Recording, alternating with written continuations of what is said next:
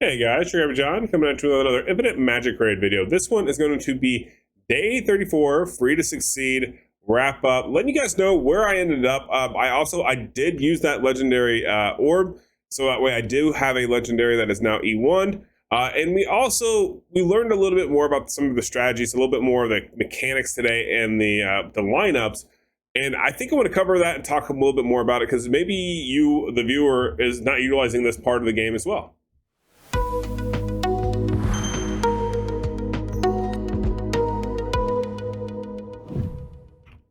All right, so as day 34 of free-to-play stands, let's go ahead and show you where I'm at concurrently here. On Guild Boss, I'm doing about 5 million on level 4 right now and about 10 million on level 3 currently. And I am maximizing my output with the damage per what I'm going to actually get as the reward, trying to keep this 30%, 2% baseline going across the board here. So luckily, both keys are going to yield good results here. I'm going to lose 1% on the epic here.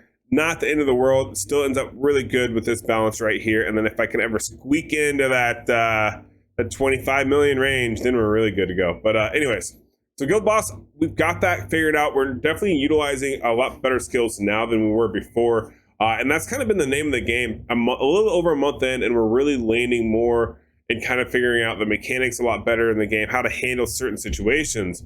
One of those situations that I was kind of struggling on was actually my faction abyss, and mainly because I have a lot of champions that I have, but not really other than just focusing on doing like my sword harbors because that's where I have my Zaya. I haven't really been focusing on doing anyone else's. Now I am trying to go ahead and spread the love a little bit more, because it kind of dawned on me that I need to focus more on these aura levels here because of the inherent stats that they give, right? Because you're getting that increase in attack, defensive, HP rate, and as you level this up, it's definitely more like passive damage for you, which is definitely going to help you scaling to higher and bigger attacks, right? And more so the sustain. That's kind of where I'm thinking from this is better for the defensive and HP aspect of things because it is passive. But that's something I wasn't diversifying. I was pretty much going wholeheartedly into Zaya, and I got to start. I think at this point, I got to take it to a point where I got to decide, okay, where am I going with my account? So I currently have an A5 Zaya. I've got an A5 Margarita. I've got an A5 Alina. I'm kind of leaning towards. I got to get a support unit to A5. That's the next option. I have Space. I have Maya. I have Win. These are my core 3 support. All solid options, right? To get. Gahana, she's an amazing option as well as a buffer to really help with my nukers. But it's kind of one of those, I got to figure out where I'm going to go here. And I think I'm going to try to focus on maybe Maya. And that kind of helped me take a step back on the aura thing early, because now I've got hers leveled up a little bit as well, because I actually focused on my factions, right? So we actually focused on the factions. And I leveled this one up to 11 right now. That's the highest I can go because I don't have the DPS. But that got me a little bit of rewards over here, and we're slowly progressing. So now I have 2 that I can kind of really run, and Dragon Tribe. So now we're diversifying a little bit more. I'm going to try to balance these out a little bit because those passive skills are going to be so helpful with me trying to push further into different content.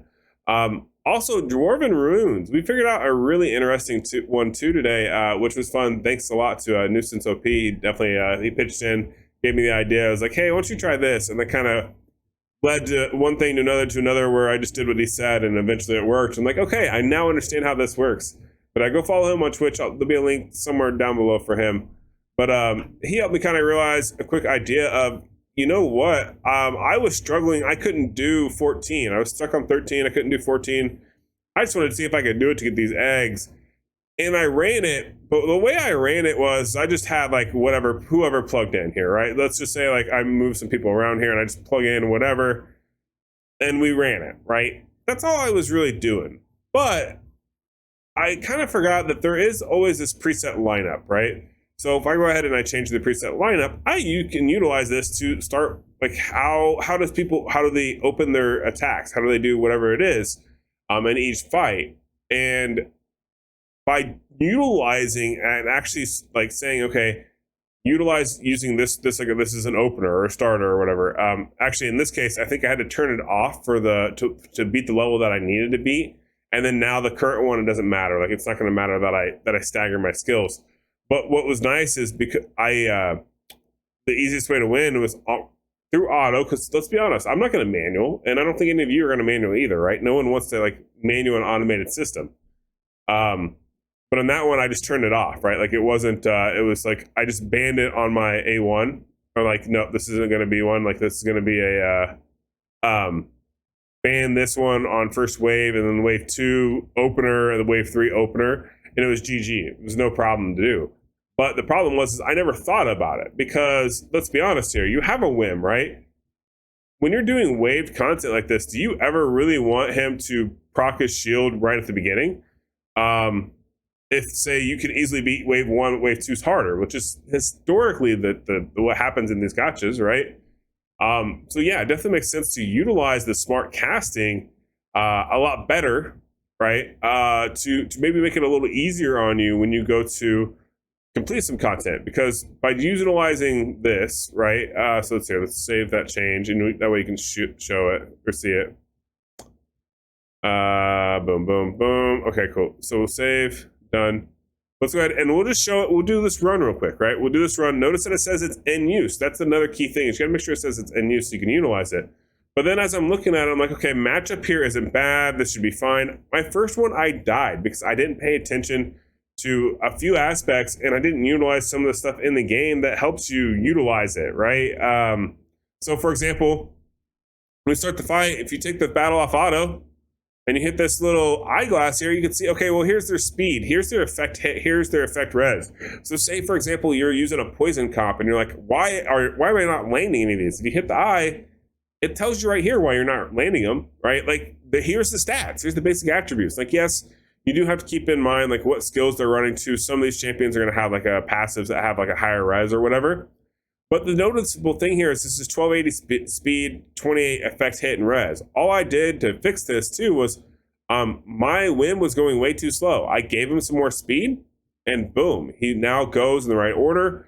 I made sure everyone can go before the enemy waves, and this allows me to win. It just using those kinds of features in the game that they gave us instead of just guessing, right? Like that's the thing to note is I could have guessed, and eventually it would have happened, or I would have manual, or what, like if it was really that bad, if it was really something that was bothering me, like I know I can beat this, I gotta beat this one, and then I'm gonna manual a battle, which let's be honest here, it takes a lot for me to say I'm gonna manual anything. But yeah, but by just doing a couple of those quick little tweaks, I am not necessarily manualing it, I'm getting it to where it's slightly smarter AI, or smarter to what I would want AI, right? Like what you'd be looking for as a person who is, say, manualing the characters. But definitely take note of it, utilize it, and check all your wave speeds. Just get in the habit of coming up here, checking this, saying, okay, well, here's the speed, here's the effect hits, because you never know. It may be one of those days where, like, taking it back to, I wouldn't say the basics, but a basic feature of the game really can make a difference on you being successful on the runs every time, right? Because this one here, I think I could just barely win every now and then with just Zaya.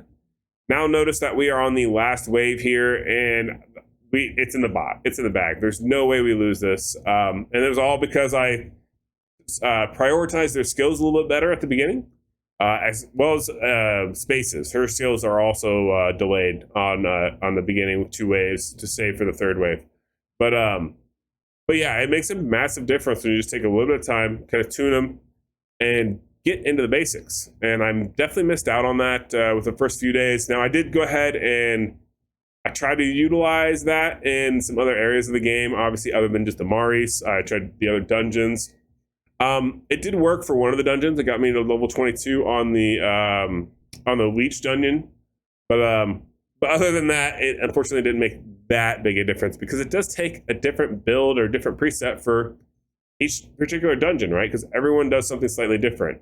In this case, for me, it works out really well because my problem with my current build was I need the shields on wave 2 versus wave 1. After that, it fixed the problem, and I won without question. All right, here we go. And that's not terrible. Okay, we'll keep that. All right.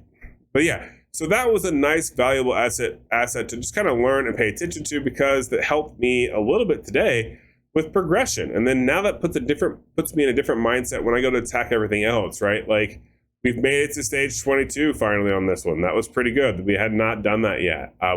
Also made it to on Efreet. More is better, and hopefully we'll get there. But in the next challenge that I really got to face is I got to get this force mark to 21 here. And I don't think I'm even going to go with force. I think we're going to switch gears. I'm going to go with the blue, and I'm going to utilize these characters here. Probably not him so much. We'll probably, honestly, I may just use him as fodder at this point, because I just don't think he's going to be worth any of my time. But I think with these four here, this would be a solid team. We'll let Nasil and Margarita destroy everyone, and these support units will be just massive.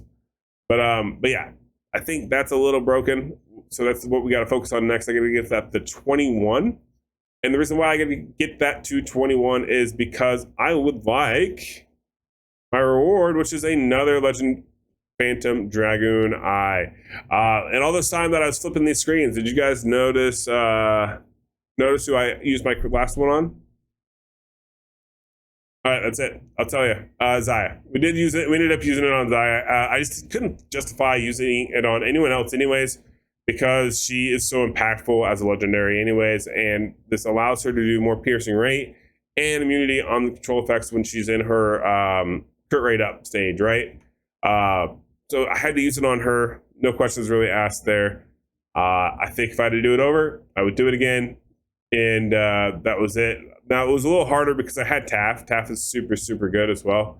But really, I had to use it on Xayah. But if we can get this floor 21 going up higher, then we can use the next one on Xayah, and we can do more damage. but yeah, so that's really about it. Day 34, free to succeed. We've made some pretty good lines. Like, I don't know. I think we made some pretty good lines in damage and progression. I don't think there's anything else really to show off currently. Oh, we did actually. You know what? Maybe we do, because we do have 3 A5s now. I don't know that we had that on my last video. So we have full on 3 A5s now, and I'm going to start focusing and prioritizing Maya. Maya's going to be my next priority. I have the DPS with these top 3 right here all day long. Really just with Marg and Xayah, I've got the damage. I don't really even care so much about Eileen. She may have been a mistake to A5. I may actually be better doing these two A2 and then A5ing Maya, to be honest. But nonetheless, I am going to be focusing on, I think, Maya from now on, and then it'll be Maya and then probably Wim. I think those are my 2 next for sure. And then I'll probably at some point break into some other champions. We'll see. But yeah, that's going to do it for this video. Hopefully you guys enjoyed the content. If you did, please like and subscribe. And I will catch you guys in the next one. Peace.